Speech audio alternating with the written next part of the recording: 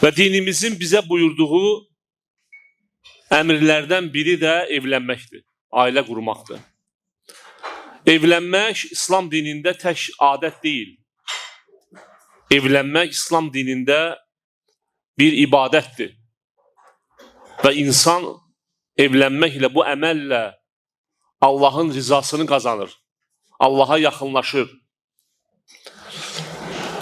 Və Peyğəmbərimiz sallallahu aleyhi və səlləm buyurur ki, ey gənclər, yəni gənclərə müraciət edilir.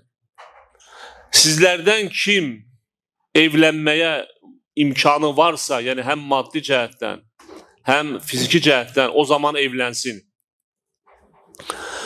Və görürük ki, biz bu gün görürük ki, bu dövrümüzdə bir çox səbəblər var. İnsanları evlənməkdən yayındırırlar, gəncləri evlənməkdən yayındırırlar. Bir çox səbəblər var, bir çox maniyalar var, şübhələr var. Məsələn, şübhələrdən biri, maniyelərdən biri budur ki, karyera qurmaq. Baxırsan ki, kişinin 50 yaşı var, amma hələ evlənməyib. Soruşursan, niyə evlənmirsən? Deyir, mən hələ karyera qururam və s. Həmçinin qadınlara da aiddir. Bəzi qadınlar baxırsan, yaşları ötməsinə baxmayaraq evlənmirlər. Soruşanda deyir, mənim öz həyatım olmalıdır və s.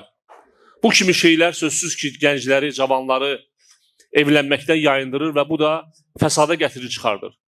Çünki dinimiz bizə erkən yaşdan, yəni imkan olduqda erkən yaşdan evlənməyi buyurub.